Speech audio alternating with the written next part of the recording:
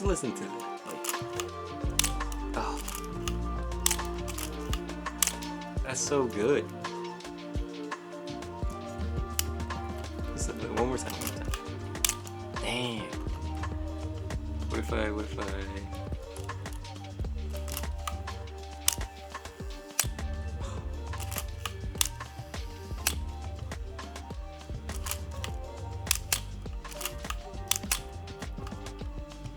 Alright, top speed, top, well, last one.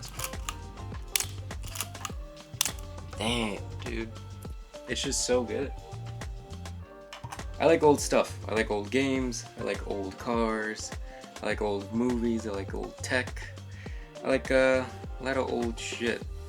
And not because I think it's that much better. Really, a lot of newer stuff is way better. Cameras are way better.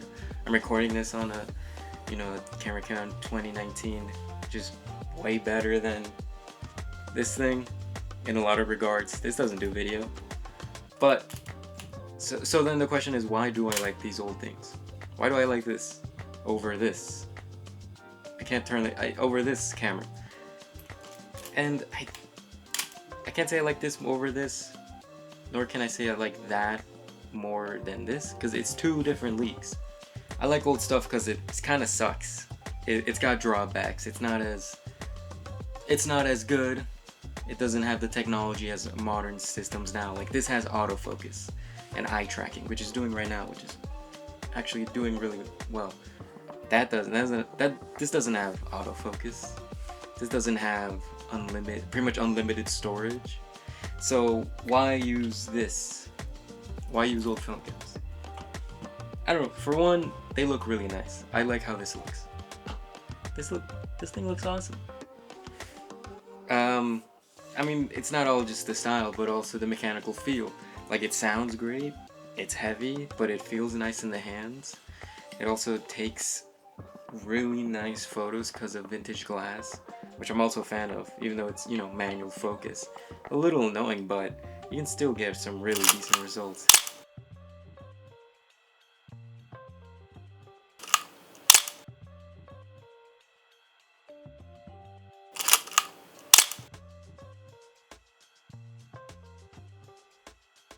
So, why use this? It's a little more fun. It's a challenge. It's a challenge to use this, and I think that kind of is what I like about these old cameras, is that they're a challenge. They're not easy to use, and I don't know if that's just because we gotten used to, modern cameras and all the features they have that make it easier than using this. But I feel like I kind of like that challenge. Even though it's some things are difficult, and there's times where I wish I had autofocus to capture a shot. But what am I missing out on, really? I mean, a lot of the shots I want to get are gonna happen again. You know what I mean? Like life is gonna keep moving on. I'm not really missing out on anything. Something new is gonna happen. So I'm not too worried about shots that are missed. And the other thing is, we're looking at this camera through the lens of the modern day, where for its time, this was a great camera. This had a lot of features. It's pretty bare bones, and I think that's why I enjoy it so much. There's a lot less to worry about.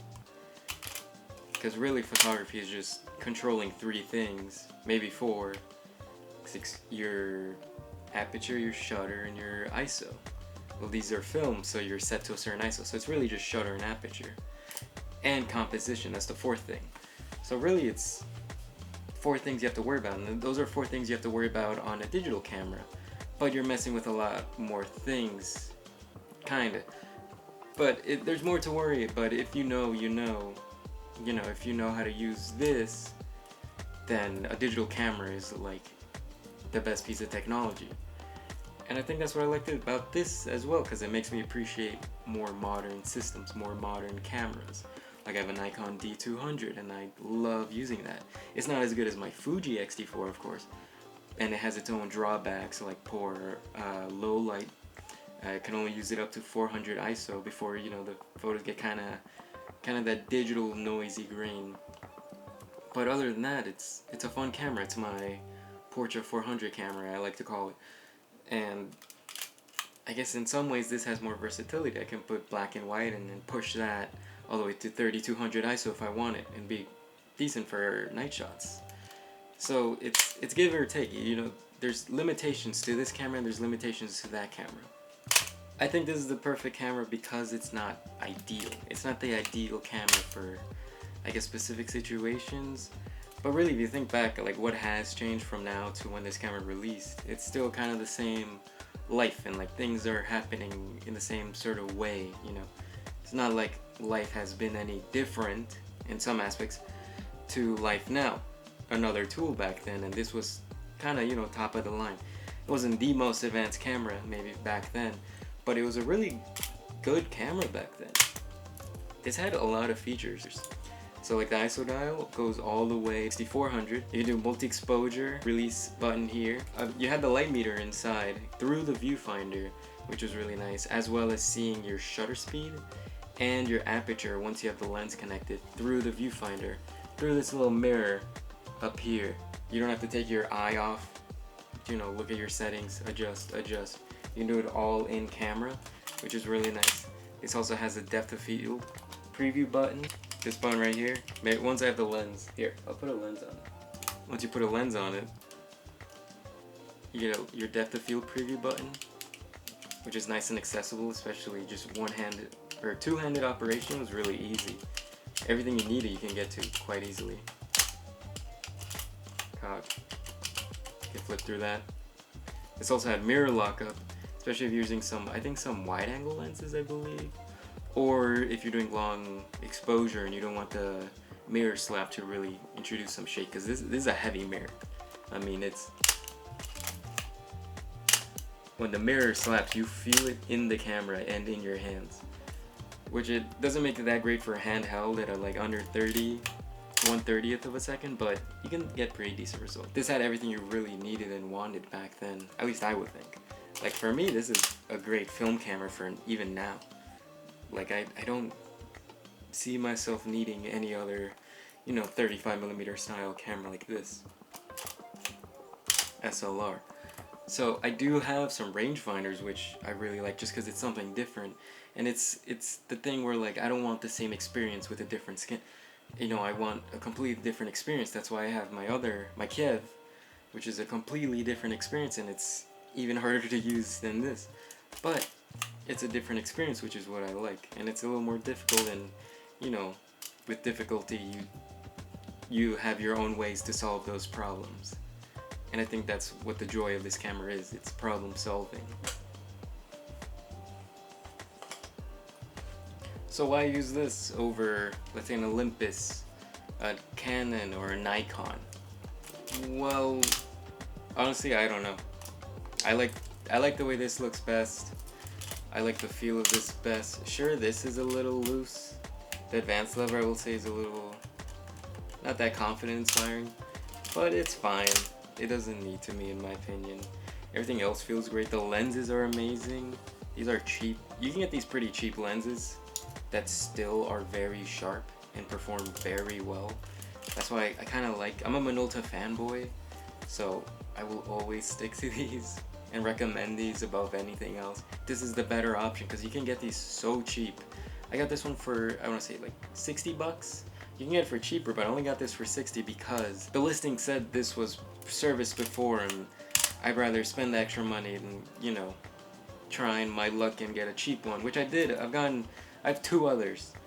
One I got for very cheap, and it didn't last me long. It had a problem. I tried fixing it, but I got bored and realized I can spend another $20 on another camera, another SRT, and that one lasted me for like 5 months before I got the shutter capping issue, which isn't that big of a problem. I could probably take it apart and fix it, but I can bet 60 and get a good one. This one I've been using for around the same time, 6 months, so maybe it's time for this one to kick the bucket. I hope not. I really enjoy using this camera, and I want to shoot more with it. And maybe I'll do some more IRL videos where I take this out. I don't know. But I'll definitely be showing photos throughout the video because, I mean, the lenses are amazing and this takes great cameras. And that's the other thing. Cameras back then, it was more about the lenses and what film you're using and not the camera. camera helps, but you know, with the certain film stock, you're limited to certain colors. So it's really just your exposure, your composition, more than anything, and the lens choices. But I mean, most lenses were really sharp back then, especially your primes. I have the 50. This is the 135 2.8, the 50 1.4, and I have a 28 2.8. And they're sharp enough. They look amazing, and they render colors very beautifully. And really, that's all you need. Which is kind of what I liked about film cameras back then. It wasn't so much about the gear, not that much, but it was more so what you can do with it. Which is true today. You can buy $1,000 camera and probably be better than someone using a $10,000 camera. If they don't know what they're doing, then they don't know what they're doing, and you'll have better photos out of your $1,000 camera. So I think the same logic goes back to these cameras as well, and probably back then. It's probably a circle of, you know, this same conversation happening over and over every 10 years. You know, like, old tech is better, blah, blah, blah, blah, blah. So I'm probably going to be making the same video in 40 years when the next camera comes out. I don't know. Who knows? But yeah, I like this. And this is from the 70s. That's a while. And it still works just as well. So, who knows?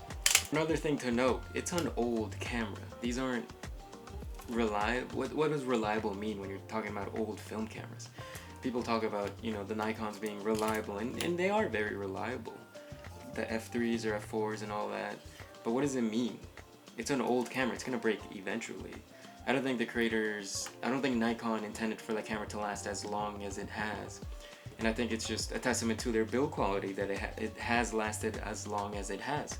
So, I'd like to say these cameras are reliable, but it's not. It doesn't encompass really what I mean. What I mean is that these cameras are cheap to find, and that's what makes it reliable. They're reliably easy to find, and they're reliably cheap. So let's say if I need parts, I can buy another cheap camera and then move stuff over. Or if this camera breaks, I can buy another one for a decently cheap price. And I mean, that's reliable. I think that, to me, that's pretty reliable. It's better than modern cameras where it's like, if something internally breaks, then you're kind of screwed. You don't want to spend another, you know, $600 on another body. That's kind of annoying. At least with this, it's, you know, it's less. But then you're spending money to develop film and all that, so it's more, or I bet it evens out. It probably evens out. But you know, it's easier to spend $20 in increments than $600 all at once.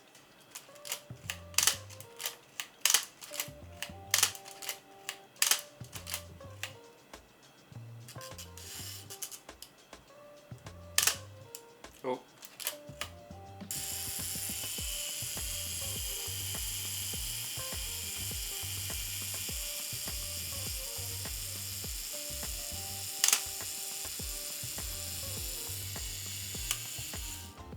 This is a great fidget toy. I didn't know it still worked. Honestly, I thought this broke. But it still works, which is awesome. Anyways, this is great. It's heavy. The only thing, yeah, it's kind of heavy. It's a brick. I mean, you can do some damage with this thing. But it's fun to use. I love using it. And it's a good conversation starter. Everyone always asks what this is. Or what kind of camera it is. And always delighted when I tell them you can get one for pretty cheap. And they're fun to use. And then you tell them about, you know, film and developing. They're like, just stick to my phone. But this is a great camera. I love this camera. Do I have any more points for the video?